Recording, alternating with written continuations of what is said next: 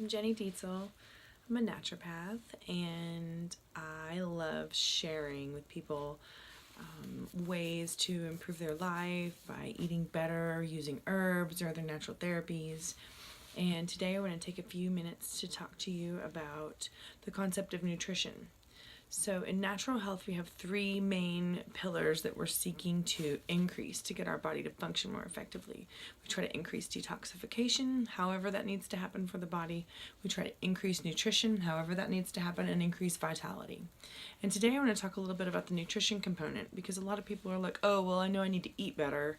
But some people are already eating pretty well, as well as you can, even when your organic food has, radiation raining down from the sky and toxins in the soil, and maybe you're watering your garden with your tap water, which has fluoride and chlorine and all kinds of other fabulous things in it. But one of the main components in getting an increase in nutrition is eating better food, but sometimes it can be remembering to chew your food. Some people are so stressed out, they're literally just eating a burger and they're driving and they're freaked out, chewing and they're just swallowing chunks, You're like, for starters, you don't have teeth in your stomach. So if you don't chew it properly, you don't get it broken down in your stomach. So whatever you put in your body, you're basically not able to absorb it. So sometimes we're looking at how can we more efficiently absorb our nutrients or break it down. One of my favorite analogies of stress is in the fight or flight response is seeing a bear, right? And I love bears, but if you see a bear and the bear sees you and you're in the wild and the bear starts charging at you, you're going to get scared, probably. Your pupils dilate, your heart rate goes up, and all of the blood in your body moves to your extremities. So your arms and your legs can get all of the blood and oxygen that they need to run really fast away from the bear, right? So then you've climbed up the tree and you're sitting in the tree, and your blood flow is still stuck in your arms and your legs. So with some people, the bear is their life or their job or their just day-to-day stress, and the bear never goes away. And that blood flow stays in that same pattern of being stuck in your extremities. And your digestive organs need blood flow to be able to do their job. So calming down before you eat can be one of the most beneficial things for some people because they're not making enough enzymes in their stomach to break down their food. You make some enzymes in your spit, you mix it in when you chew it, but when you put it in your stomach, you're supposed to make more enzymes to be able to break down your food. And when people are maldigesting and bubbling and burping up all of this rancid, burning feeling from their stomach, most of the time it's because you're not digesting it properly with either a lack of enzymes or sometimes a lack of hydrochloric acid.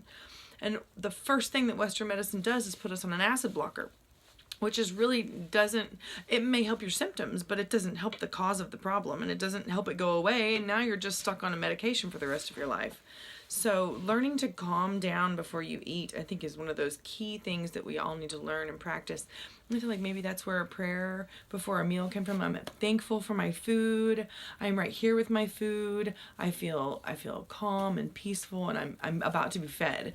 And that allows all that blood flow to go back to your core, so that your digestive organs can start breaking down their food properly. So we're trying to get some good food. We're trying to get it in the body. We're trying to remember to chew it. We're trying to calm down before we eat it so that we can make enzymes to break it down. And then we've got to absorb it. And this is one of those things that can be compounded by certain foods in the diet that create mucus. Some of them are dairy, wheat, sugar, for some people bananas and citrus. And when we think about extra mucus in the body, I think of like my sinuses or like my ears are crackling, There's even vaginal mucus, but your small intestine is a mucous membrane. So you've got this long tube of intestine and there's little villi that stick out to increase the surface area for your absorption.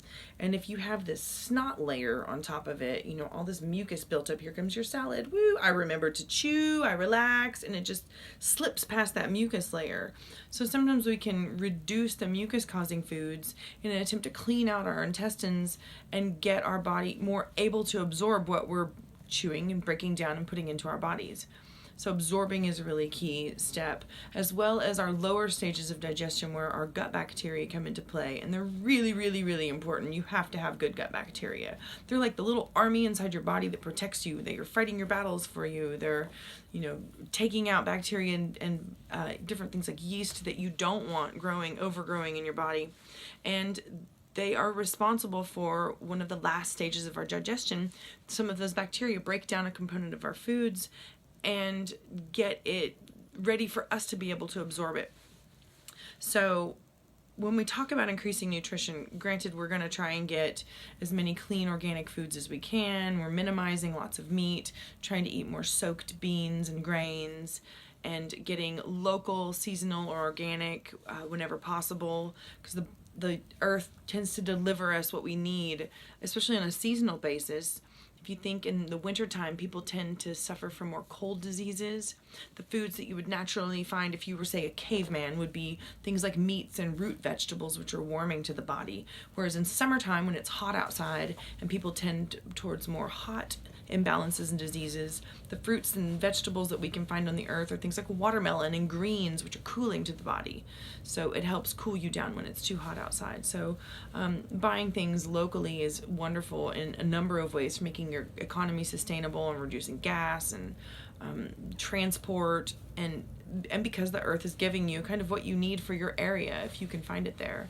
So, and then organic, I don't feel like maybe I need to explain why you should eat organic, but a lot of people don't, and things that are not organic are sprayed with a lot of poison, and I'm teaching my kids that poisons aren't really good for you. So I could share that with you as well. It's basic for some people, not for others. So try not to eat a bunch of poison. It's going to make you feel kind of ick. So when we're talking about increasing nutrition, there's a lot of different ways that we can do that. If you'd like to learn more, you can check out my new book. It's called The Working Traveler's Guide to Feeling Great Naturally, Energize Your Health and Kick Ass. It's an ebook that's available on my website for download. My website is jennydietzelconsulting.com. And look out for more videos coming from me soon. Thanks for watching.